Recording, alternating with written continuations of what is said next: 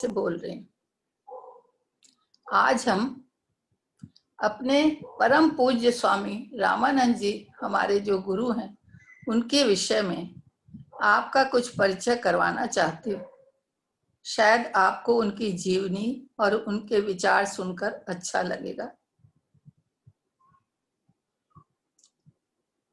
परम पूज्य स्वामी रामानंद जी गुरुदेव वर्तमान के महान युग परिवर्तक संत थे। ब्रह्मनिष्ठ थे, दिव्य विभूति थे, अपने विचारों में दृढ़ और स्वतंत्र थे। उनके विचारों के तथा आध्यात्मिक पथ के विषय में कहने के पहले उनका सूक्ष्म परिचय देना आवश्यक है। अतः मैं उनकी जीवनी में कुछ प्रकाश डालूंगी। स्वामी जी एक मध्य वर्गीय पंजाबी भंडारी फैमिली में उत्पन्न हुए थे। उनके बाबा भी आर्य समाजी थे तथा उनके पिता भी आर्य समाजी थे। उनकी माता का नाम वेदवती और पिता का नाम साईं राम था। ये आर्य समाज के अनुयायी थे। इनका पूरा परिवार जो था आर्य समाजी था और ये उसी की नीतियों पर चलते थे। लेकिन बालक का जन्म उत्तर प्रदेश के झांसी के पास ललितपुर में हुआ था। वहां पर उनके पिता कुछ अपना निजी व्यापार करते थे, इसलिए वो लोग कुछ समय के लिए वहां रह रहे थे। लेकिन दुर्भाग्यवश बालक के उत्पन्न होने के 2.5 वर्ष के अंदर उनकी माता उनको छोड़कर चली गई, अर्थात स्वर्गवास। माँ ने जाते वक्त संसार से उनके पिता से कहा था कि मैं तुम्हें दिव्य रत्न देकर जा रही हूँ, इसकी संभाल बहुत अच्छी तरह करना। उनके अंतिम वाक्यों को उनके पिता ने सिरोधार्य किया और उनकी बड़ी बहन 11 साल की तथा पिता उनके लालन पालन में लग गए। लेकिन अपने निजी आश्रम स्थान से इतनी दूर, मतलब पंजाब से उत्तर प्रदेश इतनी दूर रहते हुए एक छोटे से बालक की 2.5 साल का जो है उसका लालन पालन करना मुश्किल था। इसलिए श्री साईं राम जी अपने पंजाब वापस चले गए और वहां अपने परिवार के साथ, उनके बड़े बेटे भी वहां थे और उनके भाई लोग भी थे, वहां रहने लगे और बच्चा उन सबके बीच में पलने लगा। बालक का नाम बड़े प्यार से उनकी माँ ने शिशुपाल रखा था, क्योंकि शिशु उनका प्राथमिक वाक्य था और वास्तव में वो शिशु की ही तरह थे। इतने प्यारे, आकर्षक, गोरे, लालिमा लिए हुए, एक सुंदर गुलाब की कली की तरह खिलते हुए, ऐसा लगता था जैसे कोई दिव्य बालक आ गया हो।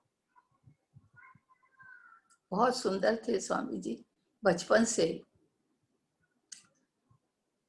कुछ समय के बाद उनके बड़े भाई की शादी कर दी उनके पिता ने, जिससे कि घर में कोई स्त्री आ जाए और बालक का लालन पालन अच्छी तरह होने लगे। अर्थात शादी के बाद जब भाभी आ गई तो गुरुवर बहुत ही खिल गए। ये कली बहुत जल्दी खिलने लगी क्योंकि उन्हें भाभी का मातृ तुल्य प्रेम मिला और वो बहुत प्रसन्न रहने लगे। जो एक अंतर्मुखी बालक बड़ा गंभीरता से रहता था, संकोची था, वेदनाशील था, वो बालक जो है वो खिलने लगा, अपनी अंतर्मुखी भाषा को भाभी के सामने व्यक्त करने लगा। समय निकल रहा था उनके भाई का, उनके सर्विस के लिए लाहौर जाना पड़ा और भाभी, भाई तथा शिशुपाल जी को भी उनके साथ भेजा गया कि जिसमें पढ़ाई सुचारू रूप से हो सके। शिशुपाल जी 5वीं क्लास से लेकर जब तक वो पढ़े, एमए उन्होंने किया, शास्त्री किया, तब तक हमेशा उन्होंने टॉप किया। कुशाग्र बुद्धि तो थे ही, केवल मात्र शिक्षा पाने की बात थी जैसे कृष्ण और राम ने शिक्षा पाई थी, गए तो थे गुरु के भवन, लेकिन शिक्षा तो उनको पहले ही से आती थी। ये तो संसार की दिखावटी चीज थी कि उन्होंने शिक्षा पाई। हमेशा फर्स्ट क्लास फर्स्ट आते थे, और जब परीक्षा फल निकलता था तो इतनी ज्यादा पुस्तकें उनको पारितोषिक में मिलती थी कि उनको की जरूरत पड़ती थी। वे भी किताबें पढ़ने में बहुत रुचि लेते थे। इस समय उन्होंने गांधी जी का चरित्र पढ़ा, विवेकानंद का पढ़ा, महर्षि रमन का पढ़ा, और अरविंदो का पढ़ा। ये सब साहित्य उन्होंने अपने शिक्षा काल में ही पढ़े। शुरू में तो महाराज जी आर्य सामाजिक थे, लेकिन पता नहीं क्यों नास्तिकता उनमें आ गई थी हल्की सी। लेकिन ये सब पढ़ने के बाद वो धीरे धीरे आस्तिक हो गए, और आर्य समाज की लगन के अलावा उनमें वैदिक धर्म, सनातन धर्म की रुचि बढ़ गई आगे, और वो इसी रुचि को लेकर आगे बढ़ने लगे। अध्यात्म विकास उनका अब जागृति शुरू हो गई थी। धीरे धीरे हाई स्कूल के बाद उनका संसर्ग स्वामी सत्यानंद जी से हुआ। स्वामी सत्यानंद जी से उन्होंने दीक्षा भी ली, और राम नाम की दीक्षा लेकर राम के साथ उन्होंने इंटर किया, बीए किया। घर वालों को ये आशा थी कि बच्चा इतना होशियार है तो आईसीएस बनेगा। उस समय आईसीएस डिग्री होती थी, आईएएस नहीं था। लेकिन महाराज जी ने बीए में दर्शन शास्त्र लेके सबकी पानी फेर दिया सबके विचारों पर, और दर्शन शास्त्र लिया, इंग्लिश तथा संस्कृत ली, और उससे उन्होंने बीए पास किया, एमए संस्कृत से किया, इंग्लिश से किया तथा शास्त्री भी पास किया। अब महाराज की रुचि कुछ पढ़ने में कम लगती थी, राम नाम में बहुत लगती थी, और उनको राम का बुलावा शनै शनै आ रहा था। धीमी धीमी आवाज मन में कौतूहल पैदा कर रही थी। पता नहीं ये पुकार थी, अभिप्सा थी, या राम कुछ और उनसे करवाना चाहते थे। धीरे धीरे इस आवाज में प्रगाढ़ता आई, और महाराज जी ने उस आवाज को सुना तथा उसका क्या प्रतिफल हुआ कि महाराज जी ने एक दिन घर वालों से कह दिया कि मैं तो अब घर में नहीं रहूंगा, और मैं 1 महीने के बाद घर छोड़ दूंगा। महाराज जी का ये कहना था कि घर में खलबली मच गई। अरे ये 24 साल का बच्चा कह रहा है घर छोड़ दूंगा, कहाँ जाएगा, कैसे क्या करेगा। लेकिन वो तो दृढ़ संकल्प थे, राम की आवाज थी, माँ की आवाज थी, वो कैसे अनसुनी की जा सकती है, और उसके लिए कौन कैसे बंधन हो सकता है। 1 महीना खत्म हुआ, और महाराज जी ने अपने दृढ़ संकल्प से घर वालों से कहा कि आज मैं, उस दिन 19 नवंबर था 1940 में, आज मैं घर छोड़ दूंगा 2 बजे। सभी की आंखों में आंसू भर गए, रोने लगे वास्तविकता में। लेकिन महाराज उन आंसुओं को अनदेखा कर कर 2 बजे एक छोटे से झोले में अपनी पूंजी, एक रामायण, एक गीता और कुछ कपड़े लेकर घर से निकलने के लिए तैयार हो गए। भाभी भी नहीं सामने आई, पिता भी नहीं सामने आए। उनकी चाची ने उनका तिलक किया, उनको 11 रुपए दे दिए। वही 11 रुपए की पूंजी और अपनी पुस्तकें लेकर महाराज घर से निकल गए, ये कहते हुए कि राम मेरा है, राम मेरे साथ है और राम मेरे साथ रहेगा। उसी जहां वो ले जाएगा वहीं मैं जाऊंगा। कितना दृढ़ संकल्प था। एक अनजानी राह में एक पथिक इतने दृढ़ संकल्प से निकल पड़ा। हम सोच भी नहीं सकते, लेकिन निकल पड़े। मेरे राम मेरे साथ हैं, सदा रहेंगे, मैं उनके साथ हूँ, वही मेरे हैं, संसार मेरा नहीं, संसार मुझे सेवा के लिए मिला है, ये सेवा स्थल है। ऐसा कहकर महाराज जी ने वो सत्य, प्रेम और सेवा की अलख जगाने के लिए एक 25 वर्ष का युवक, छोटा सा प्यारा सा, घर को छोड़कर संसार को अपना परिवार बनाने के लिए निकल पड़ा। अनजानी राह में कहाँ ले जाएगा राम उसको, उसे स्वयं भी पता नहीं था। एक शुद्ध प्रेम और निस्वार्थ सेवा के रूप में उन्होंने अपने साथ ये 2 व्रत लिए और निकल पड़े। स्वामी सत्यानंद जी उनके गुरु थे, अर्थात गुरु से तो पूछना ही चाहिए था, लेकिन ये राम का आदेश उनको ये भी नहीं दे रहा था समय कि वो गुरु की आज्ञा लें। ये उनका दृढ़ संकल्प था, लेकिन फिर भी वो अपने गुरु जी के पास गए और उनसे प्रार्थना करी, हे प्रभु मुझे संन्यास दे दो। और स्वामी सत्यानंद जी ने सहर्ष उन्हें संन्यास दे दिया और उनका नाम शिशुपाल से बदलकर रामानंद जी हो गया। अब रामानंद राम का आनंद लेकर स्वतंत्र अनजानी डगर में विचरित करने के लिए चल पड़े। कहाँ चल पड़े इसका कोई पता नहीं था। उनके पैर उत्तर प्रदेश की तरफ बढ़े और पर्वत की श्रृंखला उनको पुकारने लगी और वो पर्वत की तरफ बढ़ चले। उनकी यात्रा अल्मोड़ा की तरफ होने लगी। चलते चलते रास्ते में उन्हें ऐसा लगा कि शिव उन्हें हाथ बढ़ाए हुए, दोनों हाथ खोले हुए उनका स्वागत कर रहे हैं।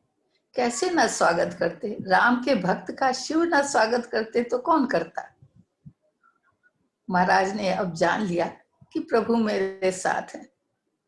जैसे भरत चले थे राम को मनाने, लेकिन शिव आए हैं राम के भक्त को आलिंगन करने। क्या समय था, बहुत सुंदर। आगे महाराज जी की यात्रा बढ़ी और ये यात्रा अल्मोड़ा से होती हुई चितई और दुगौली आश्रम पहुंच गए। देखिए प्रभु की करनी, कहाँ लाहौर, कहाँ होशियारपुर, कहाँ तरन तारण और कहाँ अल्मोड़ा और फिर एक छोटा सा गांव दुगौली। लेकिन ये व्यर्थ नहीं था, प्रभु की इच्छा थी और उनकी वो तपस्थली थी। महाराज जी वहां रुके। महाराज जी ने वहां अपने नियम, संयम, योग और भक्ति तप किया और जो उन्हें पाना था वो उन्होंने पाया। अर्थात वो राम जिसको वो माँ कहते थे, वो ईश्वर, वो महाशक्ति प्रभु में माँ के रूप में साथ हो ली और वो चल पड़े। इस माँ ने उनके हृदय में एक दिव्य प्रेम की ज्योति जगा दी थी। महाराज जी अक्सर गाते थे, ज्योति जगा दे प्रेम की माँ, ये हृदय दीपक बनाकर, और ज्योति जग गई। अब उस ज्योति का प्रकाश महाराज जी के संभाले नहीं समझ रहा था। अब उनका काम हो गया कि वो इस ज्योति को मनुष्य मनुष्य में, व्यक्ति व्यक्ति में पहुंचाएं। ये उनके लिए असंभव था कि वो किसी व्यक्ति विशेष में दें, किसी को ना दें, किसी को सहारा दें, किसी के सेवक बने, किसी के ना बने। ये उनके वश में नहीं था। महाराज जी ने लिखा, ये मेरे वश में नहीं था, क्योंकि माँ ने खुले हाथों मुझे दिया था और जो कुछ मुझे इस संसार में मिला था वो संसार को ही देना था और मैं इसीलिए घर से निकला था। संसार मेरा परिवार था। महाराज वहां से माँ की ज्योति को हृदय में रखकर संसार के लिए उतरे पहाड़ों से। अब संसार में जब उतरे तो वो अपना विचार व्यक्त कर रहे हैं संसार के लिए कि मेरे विचार से ये संसार क्या है। यहाँ पर महाराज एक निराले ही संत थे, संतों की श्रेणी से वो कुछ अलग थे, क्योंकि उनके विचार स्वतंत्र थे, वो अपने विचारों के धनी थे। वो किसी भी विचार को किसी से बांधते नहीं थे, किसी के विचारों में वो हामी नहीं भरते थे, वो अपनी माँ के विचारों में हामी भरते थे जो उनके अंदर बोलती थी। महाराज ने कहा ये संसार मेरे लिए दुखदाई नहीं है, ये मेरे लिए कष्ट का कारण नहीं है, ये मेरे लिए जेल खाना नहीं है, ये तो मेरे लिए एक पाठशाला है। माँ ने पाठशाला मेरे लिए खोल दी है कि बच्चा पढ़, और मैं यहाँ पर नए निराले विचार, शिक्षा, ज्ञान और विज्ञान सबकी शिक्षा लूंगा। कैसे लूंगा? माँ देगी। माँ मुझे भिन्न भिन्न परिस्थितियों में डालकर मुझे इस पाठशाला में हर स्तर पर शिक्षित करेगी, उत्तीर्ण करेगी, और ये माँ मुझे मनुष्य से मानव, मानव से महामानव की तरफ ले जाएगी। ऐसा दृढ़ विश्वास था महाराज जी का। कहते थे बिना पाठशाला में पढ़े हुए कोई भी उत्तीर्ण नहीं होता। अगर बगैर पाठशाला में पढ़े हुए सब उत्तीर्ण हो जाएं और उच्च शिक्षा प्राप्त कर लें तो स्कूल बंद हो जाएंगे संसार के भी। तो इस संसार रूपी इतना बड़ा विशाल जो क्षेत्र है, उस स्कूल को कोई कैसे बंद कर सकता है और कैसे बिना ज्ञान के रह सकता है? यदि अब भी वो बंद कर ले अपनी आंखें और ना शिक्षा ले तो घड़ी घड़ी इस पाठशाला में आना पड़ेगा। पाठशाला को अगर पूरी तरह से पढ़ोगे नहीं तो जन्म जन्मांतर इसी में आते रहोगे, जाते रहोगे, शिक्षा पूर्ण नहीं होगी, मनुष्यता से दिव्यत्व की तरफ नहीं पहुंच पाओगे, आपका आध्यात्मिक विकास नहीं हो पाएगा। अगर आपको अपनी आत्मा का विकास करना है, मानव से देव, देव से दिव्यत्व की तरफ जाना है, तो आपको इस पाठशाला के पाठ पढ़ने ही पड़ेंगे। महाराज जी ने कहा है कि अब तक लोगों ने, अब तक संतों ने जो है संसार से भागना सिखाया है। संसार दुखालय है, जेल खाना है, भागो यहाँ से कुछ नहीं हो सकता, ये माया हमें घेर लेगी, माया से दूर भागो, घर गृहस्थी छोड़ो, संसारिक बंधनों को तोड़ो, काम क्रोध का ये प्रपंच हमें कहीं का नहीं रखेगा, इसलिए इसको छोड़कर निकलो। पर हमारे गुरु कहते नहीं नहीं, मैंने सीखा है प्रभु से स्वीकार करना इन सबको। संसार दुखालय नहीं है, संसार से भागने की जरूरत नहीं है, संसार गृहस्थी को छोड़ने की जरूरत नहीं है। स्त्री आदर्शन का लक्ष्य नहीं है, धन लोभ का कारण नहीं है। प्रभु ने हमें जहां रखा है बहुत सोच समझ के रखा है, वो हमारे विकास के लिए उचित जगह है। इसलिए मैंने सीखा है संसार से भागने से आसक्ति नहीं जाती, संसार में रहकर धीरे धीरे आसक्ति अपना समय पाकर चली जाती। उसको समय तो दो, पैसे के त्याग से लोभ नहीं जाता है, पैसे का सदुपयोग करो, पैसे की उचित व्यवस्था करो, धीरे धीरे लोभ आपका चला जाएगा। जो भी वस्तु संसार में मिली है आपके लिए केवल नहीं है, सबके लिए है, सबसे बांट कर लो, सबको बांटो। संसार की चीज संसार वालों के लिए है, संसार आपके लिए नहीं, ये आपके लिए सेवा स्थल है। संसार में जितने भी व्यक्ति विशेष प्राणी मात्र हैं उनकी सेवा करो, क्योंकि ये सब संसार में ही मिले हैं और यहीं छूट जाएंगे। ये सब नश्वर हैं, माया के खिलौने हैं, आज हैं कल नहीं हैं। तो जब तक आपके पास हैं, जब तक आपको दिखते हैं, इनकी मन भर के सेवा करो और इन्हें प्रेम बांटो।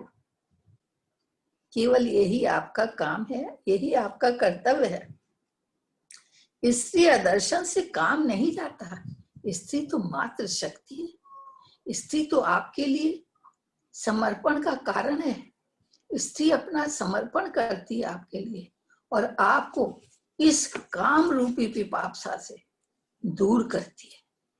मातृत्व की देन दाता है, आपको पितृत्व का सुख देती है और आप इस संसार में इस सुख को पाकर दूसरे सुख को भूल जाते हैं और शनै शनै वो जो काम रूपी सुख है वो वात्सल्य रूपी सुख में बदल जाता है, भाई बहन के सुख में बदल जाता है, पत्नी और पति के प्रेम में बदल जाता है। और यही काम राम बन जाता है। अंत में दिव्य शक्ति का संचारण करता है, दिव्य प्रेम देता है। वही भक्ति जो प्रेम रूपी है वो प्राप्त होती है। इसी से अगर काम ना हो तो इसका निस्तारण प्रेम रूप में कैसे हो सकता है, सोचने की बात है। पैसा लोभ नहीं देता है, पैसे का त्याग करके आप लोभ नहीं देंगे, ये सारे रोग हैं, छुप जाएंगे, लेकिन इनका उन्मूलन प्रभु कृपा से होगा। लोभ तभी हटेगा जब आप इसको दूसरों को बांटेंगे, दूसरों के सुख के लिए इसका उपभोग करेंगे, इसको देंगे, तभी आप इससे दूर हो सकते हैं। इनका उन्मूलन पूर्ण रूप से प्रभु की कृपा और हमारी परिस्थितियों से होता है। शनै शनै जब महाशक्ति का संचारण हमें होता है, वो अवतरित होती है, तो ये जितनी भी आसक्तियां हैं, जितने भी संसार के गुण हैं, जितनी भी माया की प्रकृति, माया के ये फंदे हैं, धीरे धीरे अपने आप ही कटने लगते हैं। इनको काटने के लिए हम विशेष प्रयास नहीं करना पड़ता, केवल और केवल इनका सदुपयोग करना पड़ता है और इनको समय के अनुसार इनका उपभोग करना पड़ता है। स्त्री तो मुझे महाशक्ति माँ दिखती है। जब भी मैं किसी स्त्री को देखता हूँ तो मेरे मन में कोई भेद नहीं होता, मुझे लगता है ये तो माँ है, माँ अवतरित हो गई है, महाशक्ति माँ के रूप में मेरे सामने खड़ी है। और मुझे ऐसा लगता है कि मैं उसकी गोद में सर रखकर थोड़ी देर विश्राम कर लूं। और जब मैं ऐसा करता हूँ तो वो महाशक्ति माँ मेरे अंदर उतर आती है और मुझे थपाके देती है। कितना विशाल विचार थे महाराज के, कितनी विशाल सोच थी, और हम छोटी छोटी चीजों को बांध कर बैठे हैं। संसार सेवा का क्षेत्र है, भागने का क्षेत्र नहीं है। इससे भागकर छुटकारा नहीं मिल सकता।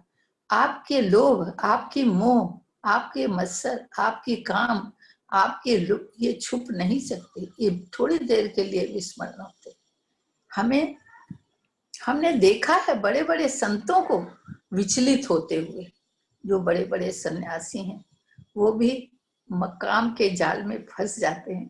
तो फिर कैसे आप कह सकते हैं कि संसार छोड़कर हम काम छोड़ देंगे? ऐसा नहीं। संसार का उपभोग उचित तरह से करके आप इन सब व्याधियों से दूर रह सकते हैं।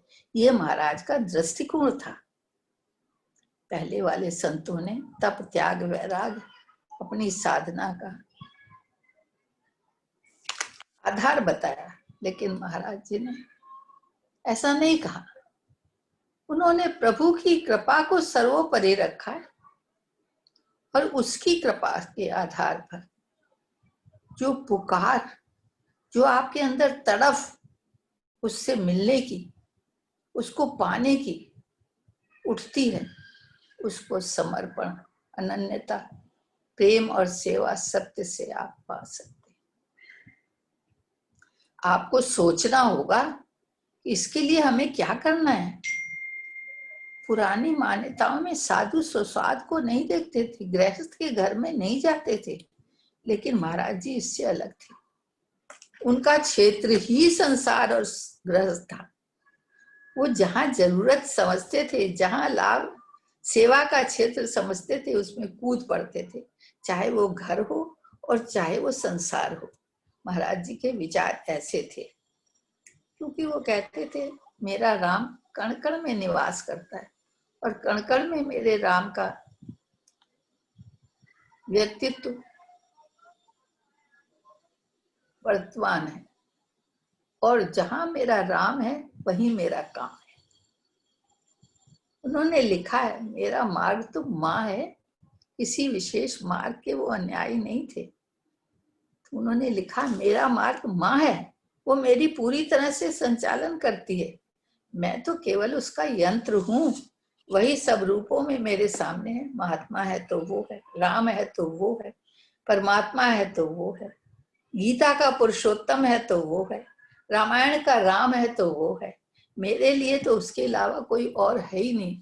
मेरे तो आगे पीछे मेरे अंदर माँ ही बोलती है, वही मुझे ले चलती है, वही मुझे रास्ता दिखाती है। उसके सिवा मेरा कोई भी अपना नहीं। ऐसे महाराज जी के विचार थे। इन विचारों को आगे लेकर महाराज जी धीरे धीरे आगे बढ़ते। अब सवाल ये आता है कि इन विचारों को व्यक्त तो महाराज जी ने कर दिया, मेरे विचार ऐसे हैं, लेकिन इन विचारों से संसार का भला कैसे होगा, सत्य कैसे प्रकट होगा। अब सत्य को जानने की एक अभिलाषा सबके मन में है कि आखिर सत्य क्या है। महाराज जी आए, नीचे उतरे और जगह जगह विचरण करने लगे। कैसे?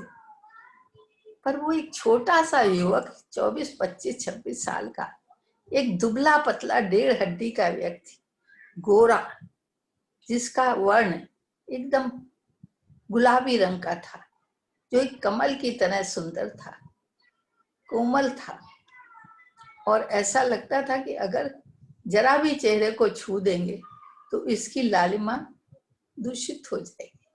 ऐसा प्यारा चेहरा, ऐसा बालवत स्वभाव। जब वो कहीं जाते थे तो सब लोग देते थे ये संत है, ये कैसा संत है, ये तो बच्चों की तरह चुलबुली करता है, चंचलता करता है, सभी काम करता है, ये संतों की तरह तो नहीं बिहेव करता है, ये तो बच्चों की तरह बिहेव करता है, सबके साथ मिल जाता है। लेकिन जब वो प्रवचन देते थे तो वहां पर एक सुई का गिरना भी पता चल जाता था, इतना शांत वातावरण होता था। उस बच्चे के मुंह से ऐसे ऐसे प्रवचन सुनकर लोग स्तब्ध रह जाते थे और उनके मुरीद देखता था उनका हो जाता। जो पहली बार देखता था उसको कोई उत्सुकता नहीं होती थी कि ये करेगा, लेकिन एक बार देखकर ऐसा कुछ महाराज जी का जादू हो जाता था कि वो व्यक्ति, या वो स्त्री हो या पुरुष हो, महाराज जी की तरफ खींचा चला आता था। घड़ी घड़ी उनको देखने की, उनको सुनने की लालसा प्रकट होती थी। कभी कभी महाराज ऐसे व्यक्तियों को जिनको लालसा होती थी बुलाते थे और पूछते थे, भाई क्या करते हो, कुछ करते हो? और सब अपने बताते थे। कोई कहता था हम राम जपते हैं, कोई कहता था हम कृष्ण जपते हैं, कोई कहता था हम गुरु ग्रंथ साहब पढ़ते हैं। सभी अपने अपने हम कुछ कुछ करते हैं, साधना करते हैं, सत्संग करते हैं, हम करते हैं। तो महाराज जी कहते थे अच्छा करते हो तो करो, बहुत अच्छी बात है। लेकिन जो उनके कोटे में होते थे उनको बड़े प्रेम से कहते थे इतना और कर लिया करो, कृष्ण जपते हो जपो। लेकिन मैं तो राम का उपासक, मैं तो राम ही राम जपता हूँ। और जब वो अपने पास बैठालते थे और कहते थे आंख बंद करो, तो राम नाम का ही उच्चारण करके उसके सर पर हाथ रख देते थे और वो व्यक्ति कहता था, प्रभु आपने क्या जादू किया, कृष्ण कृष्ण तो मैं जप रहा था जो मैं वर्षों से जपता हूँ, लेकिन जब मैंने आंख खोली तो मैं राम राम जप रहा था। तो महाराज कहते अब राम ही राम जपो, जो मन कहता वही जपो। ऐसा था उनका काम और ऐसा था उनका जादू। कुछ उनको कहते थे वो जादू करते हैं, कुछ कहते थे वो फंदे फेंकते हैं, इसलिए सबको अपने वश में कर लेते हैं। महाराज का पथ जो था वो तो उन्होंने पहले, मेरा मार्ग तो माँ का मार्ग है, माँ मुझे जो कुछ कहती मैं वही करता। दूसरा उनका जो पथ था वो अवरोह पथ था। अध्यात्म पथ में चलने के लिए दो पथ हैं, एक आरोह पथ और एक अवरोह पथ। आरोह पथ में संयम बहुत है और अवरोह पथ में प्रभु कृपा। महाराज को प्रभु कृपा का पथ जो है बहुत पसंद आया और इसमें महाशक्ति जो है अपने आप कार्य करती है। हमारे सहस्त्रार से ऊपर से शक्ति का अवतरण होता है और नीचे तक के केंद्रों को स्वच्छ और शुद्ध विशुद्ध करती हुई चली जाती है। महाराज को ये बहुत पसंद आया और इसमें किसी बात की व्याधा भी नहीं है, किसी अधोगति की चिंता भी नहीं है। आप कभी भी अधोगति को नहीं प्राप्त कर रहे, क्योंकि आपकी जो शक्ति है वो सहस्र से शुद्ध करती हुई चली आ रही। तो आपके जब ऊपर के केंद्र शुद्ध हो गए तो नीचे के केंद्र आपके कुछ बिगाड़ नहीं सकते, उनको भी शुद्ध होना ही पड़ेगा। इसलिए पर इसके लिए एक गुरु की आवश्यकता होती है। बगैर गुरु के ये काम होता नहीं है, इतना आसान भी नहीं। कहते हैं कि भक्ति प्रेम पद जो है वो फूलों की सेज नहीं है, फूलों का ताज नहीं है, ये कांटों का ताज है। इसको कोई बिरला बिरला पहनता है। रामायण में तुलसीदास जी ने लिखा है, अति हरि कृपा जाहि पर होई, पांव दे यही मार्ग सोई। क्योंकि इस मार्ग में सिर देना होता है, लोहे के चने चबाने पड़ते हैं, ओखली में सर देना होता है, हथौड़ों की थाप सहनी पड़ती है, क्योंकि बगैर सहे तो मजबूती आती भी नहीं है। प्रभु इतने नादान नहीं है कि आपकी छदम्ब चालों से आपके चक्कर में पड़ जाएंगे। तुलसीदास जी ने लिखा है कि मन क्रम वचन छाड़ी चतुराई। अगर मन क्रम और वचन से अपनी चालाकी, अपनी बदमाशी छोड़कर तुम भगवान का भजन करोगे, तभी तुम्हें अध्यात्म विकास में आगे की सीढ़ी मिलती जाएगी। इस तरह से संत की आवश्यकता आध्यात्मिक विकास में बहुत आवश्यक है। संत की आवश्यकता मनुष्य को पड़ती है। मनुष्य जन्म हो तब आगे का कार्यक्रम शुरू हो। तो मनुष्य जन्म कैसे हो? महाराज जी कहते हैं बड़ी मुश्किल से मनुष्य जन्म मिलता है। 84 लाख योनियों को पार कर मनुष्य जन्म की प्राप्ति होती है। और ये मनुष्य जन्म साधारण नहीं है, बहुत सोच समझ के भगवान देते हैं मनुष्य जन्म। मनुष्य जन्म को पाकर यदि किसी ने अपने विकास के लिए कुछ ना किया तो फिर कुछ ना कहना, ये कर ना सका, समय बीत जाएगा, समय वापस आता नहीं है। महाराज की ऐसी वाणी और ऐसे प्रवचन सुन सुनकर हर एक व्यक्ति, पुरुष हो या नारी, अभिभूत हो जाते थे और सोचते थे हमारा विकास कैसे होगा। महाराज को बताना पड़ेगा, हमारा मनुष्य जन्म तो हमें मिल गया, लेकिन ऐसे नहीं मिला, ये सोचो ऐसे नहीं मिला है। मनुष्य जन्म आपको सत्य की प्राप्ति के लिए दिया है। क्या सत्य है क्या असत्य है ये जानना पड़ेगा, और इसको मनुष्य जन्म में ही आप जान सकते। गुरु भगवान ही होता है और ईश्वर ही आपको मनुष्य जन्म देता है।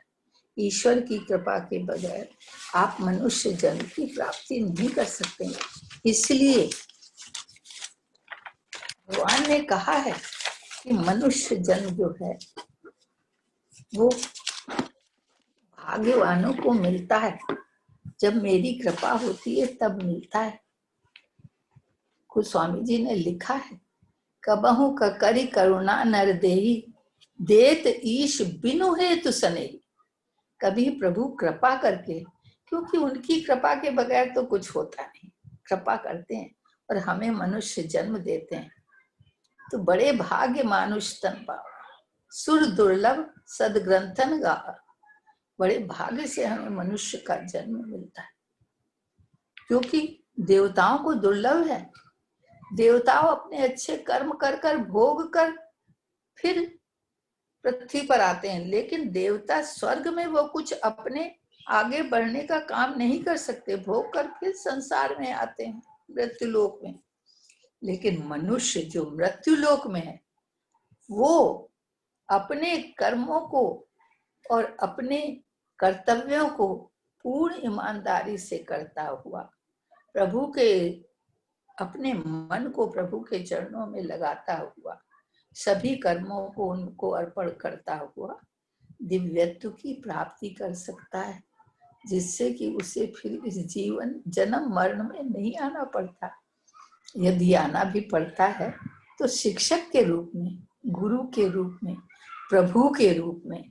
और वो मनुष्य, वो संत, गुरु नहीं होता है, वो एक तत्व है और प्रभु का रूप है जो नर रूप में हमारे सामने है। कितनी बड़ी भगवान की कृपा है हमारे ऊपर और हमें दिव्यत्व पहुंचाने की। गीता में भगवान ने स्वयं अपने शब्दों में कहा है, ममे वांशो जीव लोके जीव भूता सनातना मन स्थान इंद्राणी प्रकृति स्थान कर्षति। जो मानव है, जो जीव है, जो मनुष्य है, वो मेरा अंश है उसमें, इसलिए वो मेरा पुत्र है, मेरा सगा पुत्र है। पर जब वो शरीर रूपी भवन में जाता है और मन बुद्धि प्राण को देखता है तो सोचता है ये तो मेरे ही हैं, और उनके चक्कर में फंसकर वो उनका हो जाता है और मुझे भूल जाता है। ऐसा भूला हुआ जीव जन्म जन्मांतर तक इसी भूल को पकड़े हुए माया के रूप में भटकता फिरता है और भगवान की दुस्तर माया से परेशान हो अपना स्थान खोजता फिरता है। तुलसीदास जी ने भी कहा है, ईश्वर अंश जीव अविनाशी, चेतन अमल सहज सुख राशि। जो जीव है वो ईश्वर का अंश है, ईश्वर का पुत्र है। तो हमें ये सत्य जानना पड़ेगा और ये समझना पड़ेगा कि हम संसार के नहीं हैं, हम ईश्वर के हैं, उसका अंश है। और हम उसके अंश होने के नाते, उसके पुत्र होने के नाते उनकी पूरी वसीयत के पाने के लायक हैं, अर्थात दिव्यत्व को पाने का हमारा जन्म सिद्ध अधिकार है। ये संसार हमारे लिए नहीं है, संसार तो माया है और ये माया कभी भी टिकने वाली नहीं है, ये आती जाती रहती है। इसीलिए ईश्वर से मन लगाओ, जो सत्य है, जो निरंतर है, जो अनंत है, जो हमेशा रहने वाला है, जो था, जो है, जो हमेशा रहेगा, उसको अपना पिता समझो, उसके चरणों में मन लगाओ तथा संसार जो नाशवान है उसकी सेवा में मन लगाओ। जो कुछ हमें संसार से मिला है उसको यही छोड़कर जाना है, इसलिए उसको यही दूसरों की सेवा में लगा दो, जिससे जो दुखी जन हैं, जिनके सुख के हम साझीदार हो रहे हैं, उनको सुख बांटो। जो जिस योग्य, जिस चीज का जिसको आवश्यकता है उसको दो, क्योंकि वही तुम्हारा कर्म है। वही तुम्हारी सेवा है। इस सेवा से वंचित अगर हो गए तो दोबारा पता नहीं ये सेवा कब मिलेगी। हम यदि चाहें, मनुष्य जन्म की विशेषता बता रहे महाराज जी ने कहा है कि साधन धाम है ये, जो आपका शरीर है ये साधन धाम, मोक्ष कर द्वारा पाए न कहीं परलोक से परलोक संवारा। नर्तन भव बारिद को बेहो, ये जो हमारा शरीर है ना, ये संसार रूपी सागर में एक नाव के रूप में है, और ईश्वर की कृपा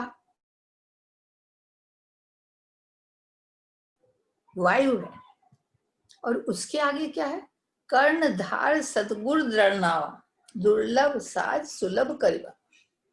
और उसके बाद जब ये सब हमें मिलता है तो इस पर कृपा प्रभु की होती है कि वो हमें संत शरण में भेज देता है, अर्थात गुरु हमें मिल जाता है, और फिर गुरु हमारे नाव को खेता है। वो कुछ ऊपर से देता नहीं है, जो हमारे अंदर छिपा है उसी को बताता है। सत्य तुम्हारे अंदर है, क्योंकि तुम ईश्वर के अंश हो, तुम में ईश्वर के सब गुण हैं, तुम्हें संसार के गुण नहीं है। प्रकृति तुम्हें बदल नहीं सकती, प्रकृति तुम्हें हरा नहीं सकती, गुण तुम्हें विचलित नहीं कर सकते। ये सब गुण माया के गुण हैं, इनको पहचानो शनै शनै। जो पहचाना जाएगा चोर, वो पकड़ा जाएगा, और जो पकड़ा जाएगा उसको सजा मिलेगी, और आप छूट जाओगे। ऐसे हैं हमारे महाराज जी थे। बड़े भाग्य से हमें मनुष्य शरीर मिला, और इस शरीर के बाद महाराज जी का साथ मिल गया। कितना बड़ा भाग्य हमारा। एक ब्रह्मनिष्ठ संत, जिसके विचार इतने स्वतंत्र हैं, जो अपने विचारों का धनी है, लेकिन वो दूसरे के विचारों पर भी राज्य नहीं करता, वो सबको स्वतंत्र छोड़ता है। महाराज जी की ये विशेषता थी कि वो हर एक व्यक्ति जिससे भी मिलते थे उससे कहते थे, जो तेरे मन में है कह दे, जितना तू खुल के कहेगा उतना मैं तेरे अंदर काम कर सकता हूँ, मैं तेरी परिस्थितियों को निखार सकता हूँ, तुझे आगे विकास के पथ पर ले जा सकता हूँ। इसलिए हमें चाहिए कि हम, जो गुरु हमारा हाथ पकड़ता है उसकी वाणी को सुने, उसको हृदयंगम करने की कोशिश करें और उस पर चलने की कोशिश करें। कभी भी हमारे मन में एक क्षण के लिए भी ये नहीं जाना चाहिए कि हम भगवान के हैं और भगवान हमारे। केवल वही हमारे हैं। ये संसार माया रूपी है, यहीं से मिला है और यहीं छूट जाएगा। इसमें कोई भी अंत समय में साथ हमारा नहीं देगा। इसलिए हमें संत के वचन जो हैं वो हृदयंगम करने चाहिए और उसी के अनुसार चलना चाहिए। महाराज ऐसे गुरु भाग्य से मिलते हैं, इसलिए हम लोग बड़े भाग्यशाली हैं जिन्होंने महाराज का साथ पाया है।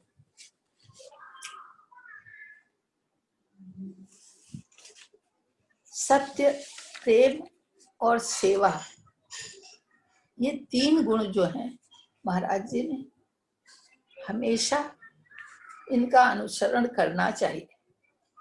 प्रेम बांटो, प्रेम की चाह मत करो कि कोई तुम्हें प्रेम करे, तुम तो खुले हाथों बांटो।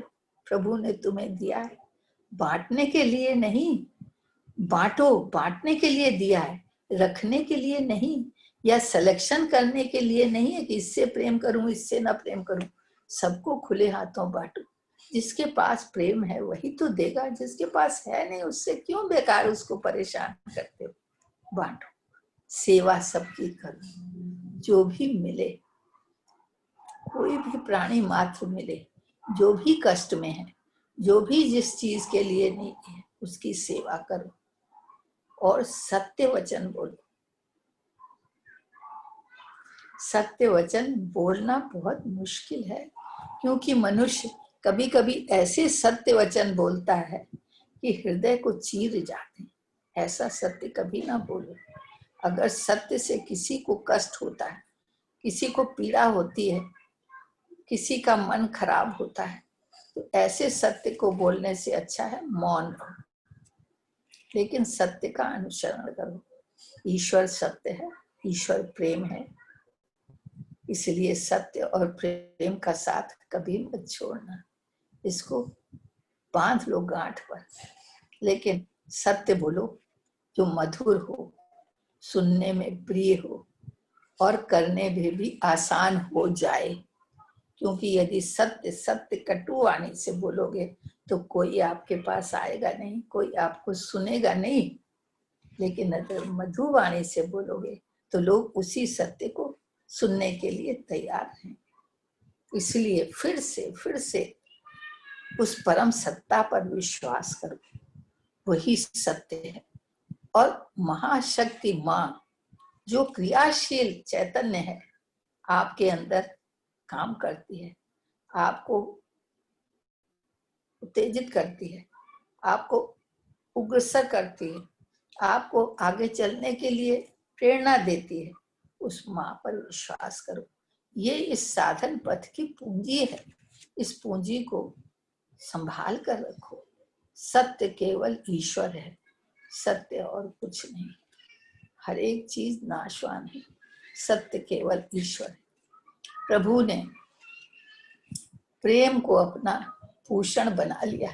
महाराज जी ने उनके प्रेम को उन्होंने भूषण बना लिया। अंतिम में वो प्रेम में ऐसे मस्त हो गए कि प्रेमी प्रेमास्पद और प्रेम तीनों की एक त्रिगुणी जो थी वो एक होकर महाराज जी विलीन हो गए और प्रेम ही प्रेम रह गया।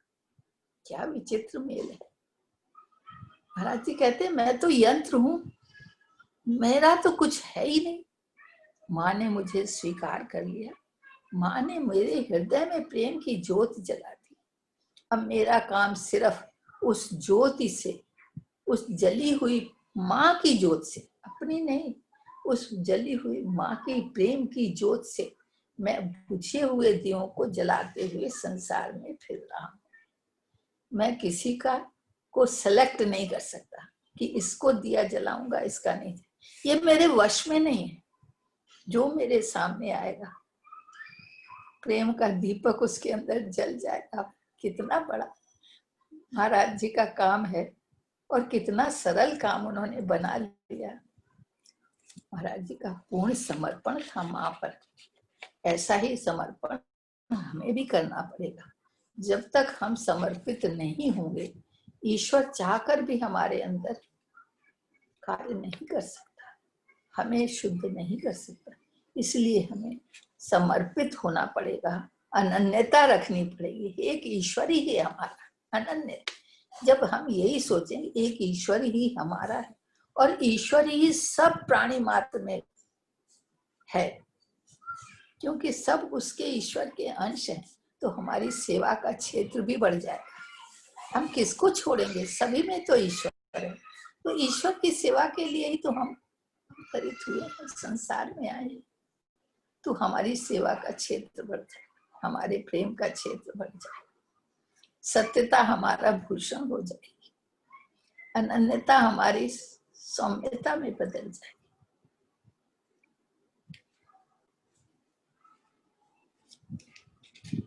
हम सब साधक बड़े भाग्यशाली हैं। साधक परिवार के जितने भी साधक हैं, उन्होंने महाराज की इस सरल वाणी और इस सरल साधना को हृदयंगम करने का एक बीड़ा ले लिया। महाराज आपके सिवा और कोई नहीं, आप सा ऐसा संत कोई नहीं, आप सा ऐसा पिता कोई नहीं, आप ऐसी माँ कोई नहीं, आप ऐसा भ्राता कोई नहीं, सब आप हमारे हो। और स्वयं महाराज जी ने कह दिया, माँ मुझ में है, मैं माँ में हूं, मैं माँ ही हूं। अब और बताइए क्या साफ कहें? गुरु प्रभु होता है। गुरु को गुरु मत समझना, अलग शरीर मत समझना, वो स्वयं प्रभु है, तुम्हारे कल्याण के लिए अवतरित हुआ है। इसलिए खुल जाओ उससे, खुल के बात करो, खुल के सेवा करो, खुल के प्रेम करो, उसका भजन करो, उसका उपासना करो, उससे प्रेम करो। उसके सब कार्य हैं और वो सभी कार्य स्वयं करता है, आपको उत्साहित करता है कार्य करने। इसलिए उनके कार्य समझकर उनके कार्य करो और उन्हीं को अर्पण करते जाओ। कितना सरल साधन है, इससे भी कोई सरल चीज है, धीरे धीरे। लेकिन इसमें भी मनुष्य कभी कभी कुताही कर जाता है। अच्छा तो खुद करता है और बुरा भगवान को अर्पण करता है। ना ना, ये मत करना, क्योंकि सभी अच्छा है। ईश्वर ने संसार में सब चीजें अच्छी बनाई हैं, लेकिन बुरे हैं हम उनमें बुराई लगाएं, क्योंकि जो काम भगवान बताते हैं वो ना करके हम दूसरा करते हैं, इसलिए वो काम बुरा हो जाता है। काम कोई बुरा नहीं है, लेकिन हम खुद उसको बुराई वाली श्रेणी में रख देते हैं, क्योंकि हम भगवान के वचनों के हिसाब से कार्य नहीं करते। इसलिए हमें ईमानदारी से कार्य करना चाहिए, कर्तव्य कर्म को अपना कार्य समझ के करना चाहिए। और सभी कर्म प्रभु के हैं, इसलिए प्रभु को ही अर्पण करने चाहिए। मालिक जो काम देता है, जो नौकर होता है, वो काम कर कर मालिक को वापस करता है। तो इसी तरह से भगवान हमारे मालिक हैं और हम उनके सेवक हैं। इसलिए जो भी हम काम करते हैं, काम करो और उन्हें दो। अब वो जो कुछ करना है करें, हमें फल की भी जरूरत नहीं है, क्योंकि ना हमारा था, आपका काम आपको करके दे दिया। अब आप जाने, आपका काम जाने। तो हम इस तरह से फ्री हो जाते हैं। इसलिए मैं फिर आपसे एक बार कहती हूँ, ये मनुष्य जन्म बड़े भाग्य से मिलता है, और मनुष्य के बाद संत बड़े भाग्य से मिलता है। यदि सौभाग्य संत मिलने का हो जाए तो उसका अनुसरण करिए, सत्य की खोज में अपने को लगाइए। सत्य केवल ईश्वर, और ईश्वर के अंश है, संसार के अंश नहीं है। संसार तो माया रूपी है, हर क्षण खसक रहा है, संसार में सरकने वाला है हर क्षण का। समुद्र में, समुद्र स्थायी है लेकिन लहरें अस्थायी हैं। हम वही लहरें हैं संसार में आकर। जो हमारा शरीर है ये लहर है, आज है कल लहर की तरह खत्म हो जाएगा। लेकिन हमारा अंश जो ईश्वर का अंश है वो कभी खत्म नहीं होगा, वो सनातन है, हमेशा है, रहेगा और था। ईश्वर का अंश है, हम ईश्वर के पुत्र हैं और ईश्वर की विरासत पर हमारा उत्तराधिकारी, हम उत्तराधिकारी, और हमारा जन्म सिद्ध अधिकार है। इसलिए ईश्वर ही सत्य है, माया नश्वर है। जो तुम्हें मिला है उसका सदुपयोग करो और बाकी संसार में बांट दो, क्योंकि वही आपको मिला है, इसलिए उनको बांट दो। नाशवान की सेवा करो, जब तक मिले सेवा करो, कभी सेवा करने में कुताही मत करो। अविनाशी प्रभु ही हमारे हैं, बाकी संसार न था, न है और न रहेगा। ईश्वर से अपना नाता जोड़ो, संत की कृपा को प्रसाद समझकर सदैव उस पर चलो। भजन, स्मरण, नाम जप। महाराज का नाम जप पर बहुत जोर था, शुरू और अंत। नाम जप से बड़ी साधना, महाराज जी कहते थे, कोई बड़ी साधना है नहीं। इसलिए जितना कर सको नाम जप, काम करते चलो, नाम जपते चलो। काम के नाम के लिए कोई काम छोड़ने की जरूरत नहीं है। सबसे बड़ा नाम अच्छा इसीलिए है कि उसका नाम का स्मरण करो, जपो, और जितना हो सके जपो। गृहस्थ में बहुत से काम हैं, गृहस्थी को समय नहीं मिलता, कोई बात नहीं। सवेरे शाम अगर समय है तो बैठो प्रभु की शरण में, प्रभु से अपनी बातचीत करो, उनसे अपने दुख सुख बांटो और उनकी आराधना करो। और पूरे समय उनका मन से मनन कर कर किसी भी काम को, जो काम आप करते हो उसको प्रभु का काम समझकर, उनकी सेवा समझकर करो। क्योंकि संसार में प्रभु के अलावा कुछ है ही नहीं, संसार भी उन्हीं का बनाया है, संसार में वो व्याप्त हैं। बिन विश्वास भगत नहीं, तो विश्वास तो करना ही पड़ेगा, तभी भक्ति हो सकती, तभी प्रेम हो सकता। प्रेम जो है वो भक्ति का संचारण करता है। भक्ति जो है सेवा में हमें बढ़ाती है। इन्हीं कुछ शब्दों के साथ मैं अपनी वाणी को यहाँ विश्राम देती हूँ। मुझसे कुछ कहा नहीं जाता। मैं भी आपकी तरह एक साधिका हूँ, बहुत छोटी, लेकिन फिर भी जो मेरे तोतले बोलों से मैंने कुछ कह सका है, अपने गुरु की सेवा कर सकी, मैं अपने को धन्य मानती हूँ। कृपया आप मेरी गलतियों को क्षमा कर मुझे अनुग्रहित करेंगे। राम राम। बहुत बहुत धन्यवाद माँ। आपके बहुत ही सुंदर वचन सुन के हम लोग धन्य हो गए। बहुत ही आनंद आया। और अब मैं रिक्वेस्ट करूंगी गीता आंटी से, उनका अभी भजन होगा, तो मैं आपको अनम्यूट कर रही हूँ अभी। गीता जी अनम्यूट कर लीजिए आंटी आप अपने आप को। ठीक।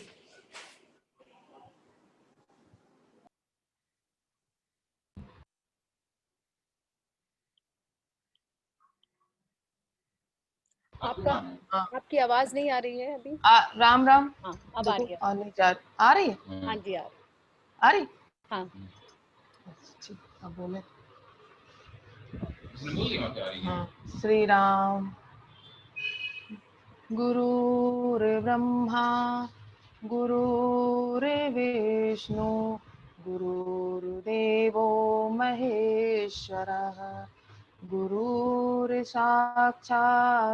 परब्रह्म तस्मै श्री गुरुवे नमः। तस्मै श्री गुरुवे नमः। ओरे ज्ञान मिले गुरु के मुख से, गुरु मिले सत्संग से, सत्संग मिले प्रेम लगन से, कोई जाने ना। ओरे ज्ञान मिले गुरु के मुख से, गुरु मिले सत्संग से, सत्संग मिले प्रेम लगन से, कोई जाने ना। ओरे ज्ञान मिले गुरु के मुख से, मन से बुद्धि परे है, बुद्धि से आत्मा, बुद्धि से आत्मा, तेरी हर सांस में है रमता परमात्मा, रमता परमात्मा। ओ मनवारे तेरी हर सांस में है रमता परमात्मा, ऐसे मन बुद्धि से तू ब्रह्म जाने ना। ओरे ज्ञान मिले गुरु के मुख से, गुरु मिले सत्संग से, सत्संग मिले प्रेम लगन से, कोई जाने ना। ओरे ज्ञान मिले गुरु के मुख से, सागर के तट पे खड़ा है पानी तू पाए ना, पानी तू पाए ना। मुक्ति की राह खड़ा है मंजिल तू पाए ना, मंजिल तू पाए ना। ओ मनवारे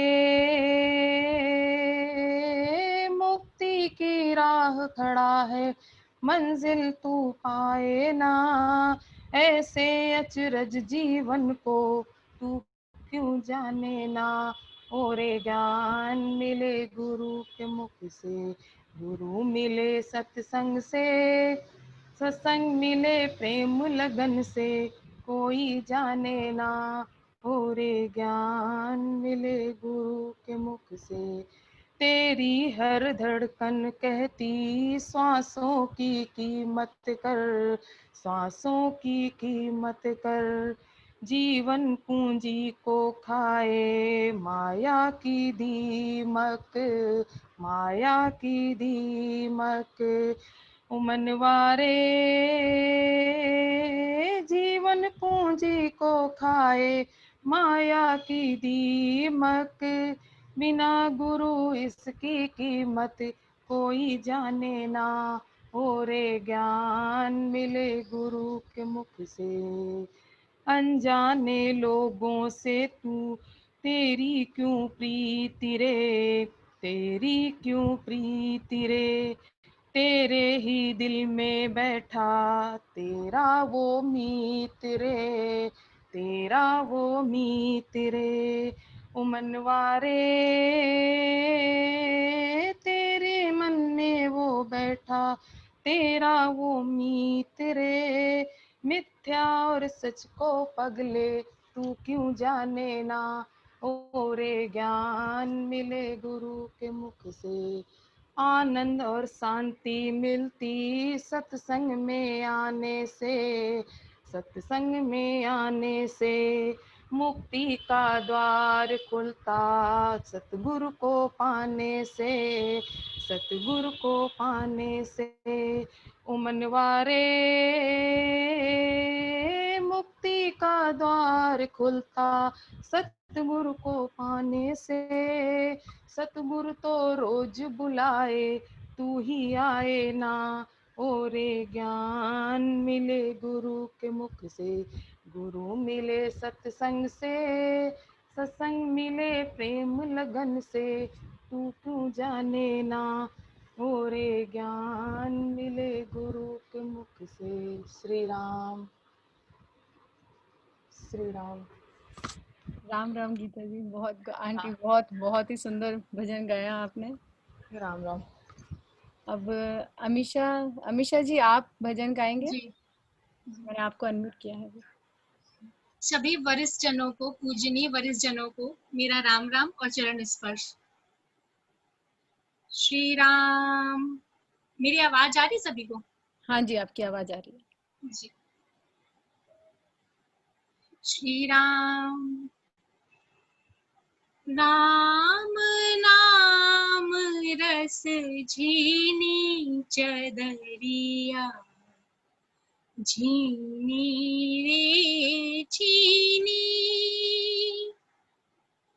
राम नाम रस झीनी चदरिया, झीनी रे झीनी।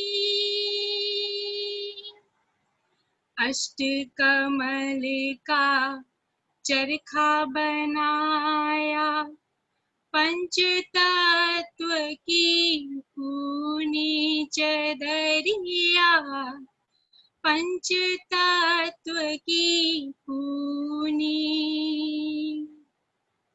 अष्ट कमल का चरखा बनाया, पंच तत्व की पूनी चदरिया, पंच तत्व की पूनी।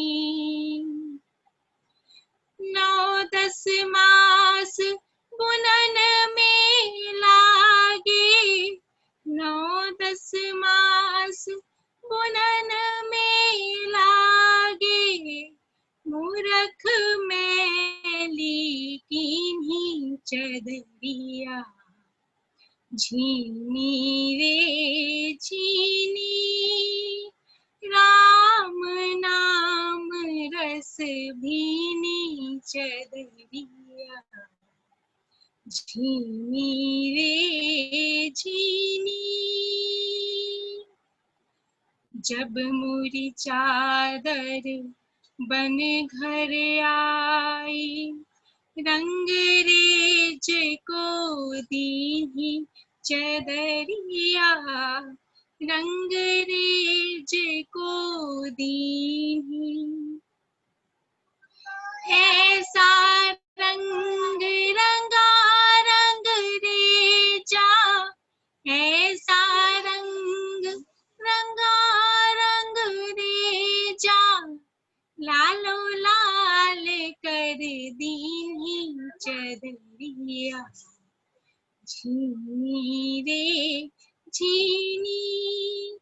राम नाम रस भीनी चदरिया, झीनी रे झीनी। चादर ओढ़ चिंता मत करियो, ये 2 दिन को दीनी चदरिया, ये 2 दिन को दीन्ही।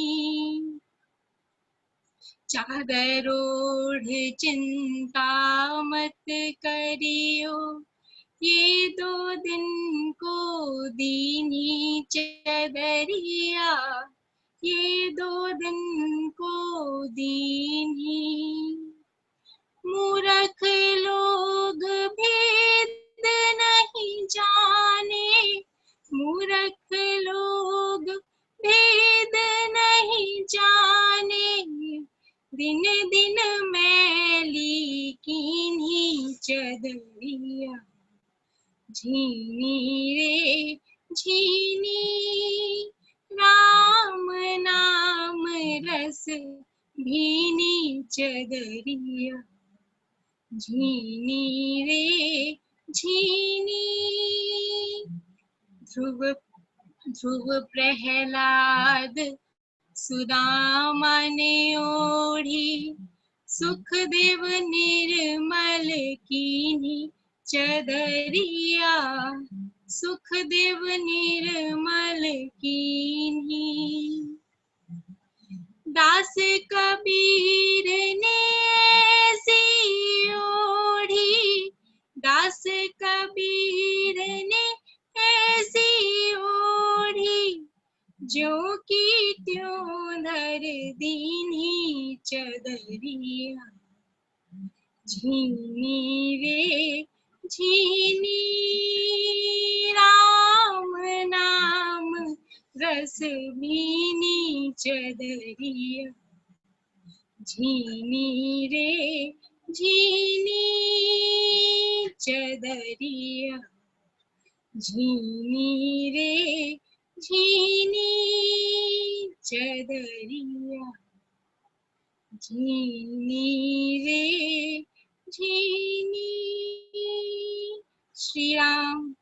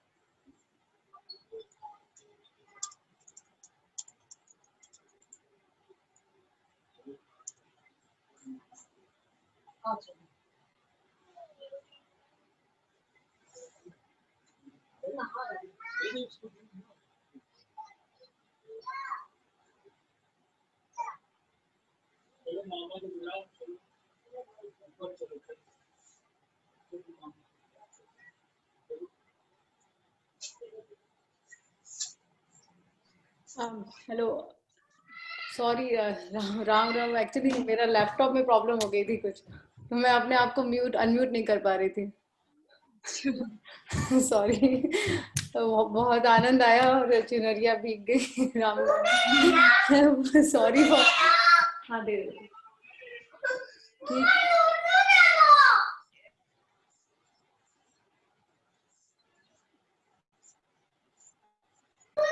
ठीक है अमिशा जी, आई थिंक अभी मेरी बेटी दूध मांग रही है। एक मिनट। अभी दीपक जी है अगर यहाँ पर, तो वो रानी जी, एक्चुअली रानी जी कहाँ पर, रानी आंटी का है। एक मिनट, मैं अनम्यूट कर, मुझे उनका हाँ दूध दे रहे। हेलो करो, राम राम करो। तो रानी जी, रानी आंटी का मुझे मैसेज वो नहीं दिख रहा है नाम। मैं अर्चना सक्सेना नाम है दीदी उनका। अच्छा अच्छा ठीक है। हाँ हाँ तो फिर अनम्यूट कर जी जी। हाँ मैंने आंटी, मैंने आपको अनम्यूट किया है, आप एक बार ज्वाइन कर लीजिए। हाँ दे रहे।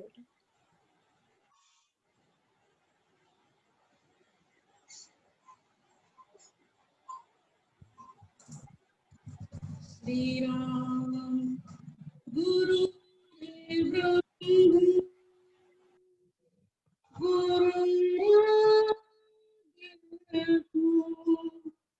गुरुर्देव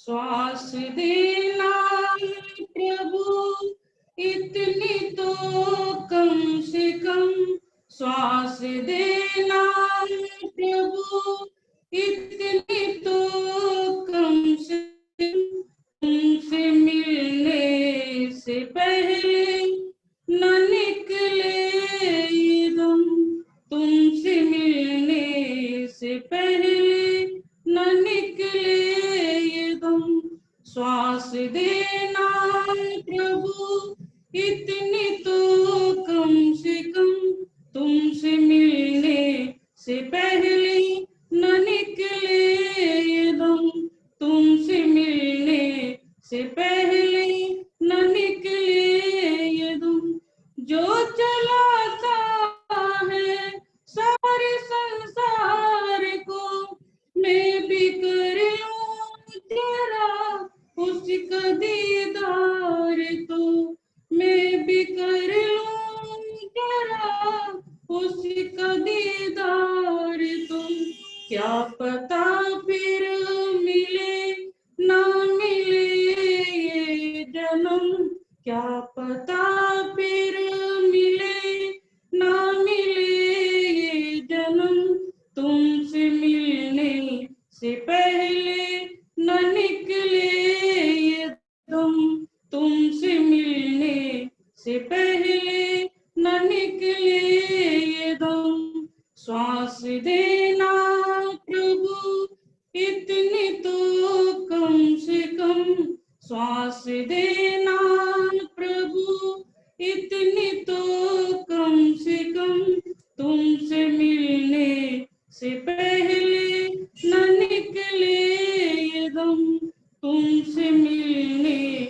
से पहले न निकले ये दम, आज जो कुछ भी हूँ तेरा उपकार है, मेरे जीवन का तू एक आधार है, मेरे जीवन का तू एक आधार है, तेरा कर दूं अदा शुक्रिया कम से कम, तेरा कर दूं अदा शुक्रिया कम से कम, तुमसे मिलने से पहले न निकले ये दम, तुमसे मिलने से पहले न निकले ये दम, श्वास देना प्रभु इतनी तो कम से कम, श्वास देना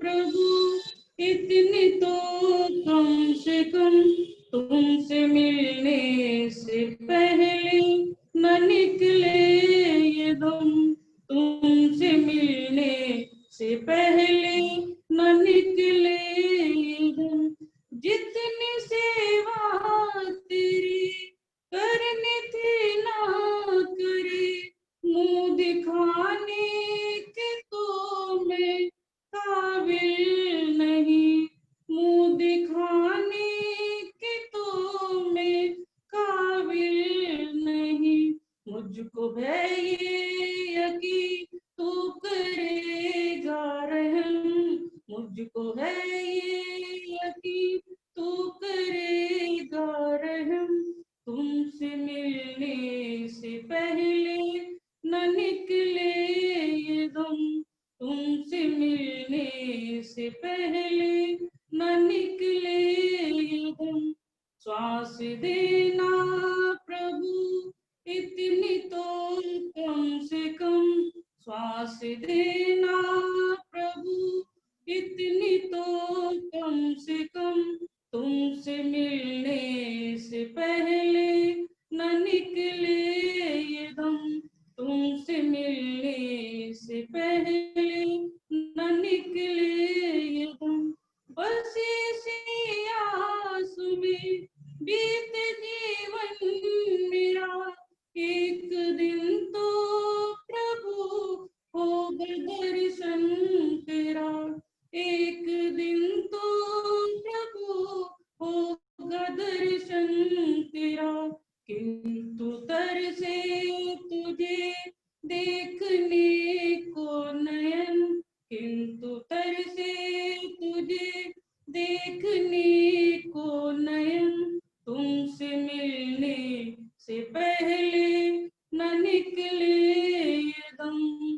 तुमसे मिलने से पहले न निकले दम। श्वास देना प्रभु इतनी तो कम से कम, श्वास देना प्रभु इतनी तो कम से कम। तुमसे मिलने से पहले न निकले दम, तुमसे मिलने से पहले न निकले। श्री राम।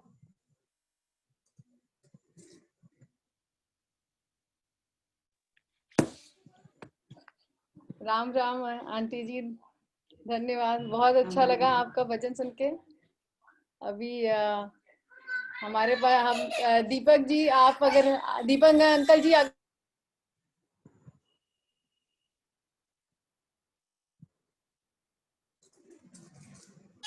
हेलो अंकल जी। हाँ, राम राम अंकल जी।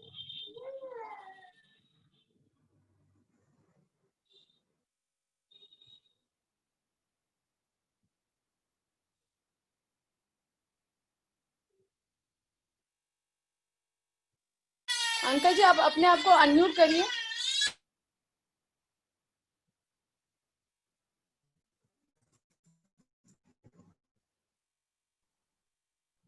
यस, हो गया? आवाज आ रही? हाँ आ रही है अंकल जी, अभी आ गया। कंटिन्यू करना है मुझे? मुझे शुरू करना है? हेलो, हाँ अंकल जी। मैं स्टार्ट कर रहा हूँ। हाँ जी।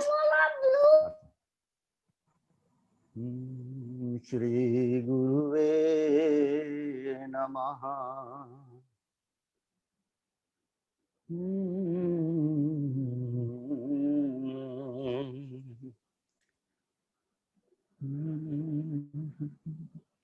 हे मेरे गुरुदेव करुणा कीजिए, हे मेरे गुरुदेव करुणा कीजिए।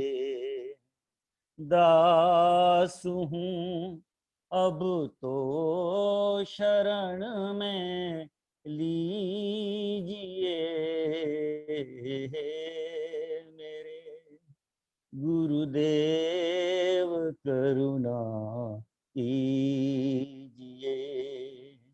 दास हूँ अब तो शरण में लीजिए, हे मेरे गुरुदेव करुणा कीजिए।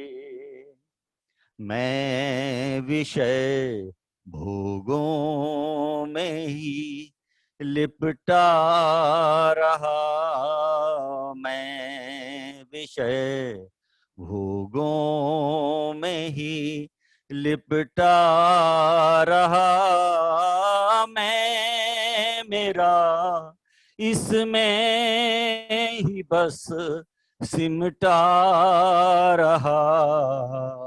भ्रम मेरा अब तो प्रभु हर लीजिए, भ्रम मेरा अब तो प्रभु हर लीजिए।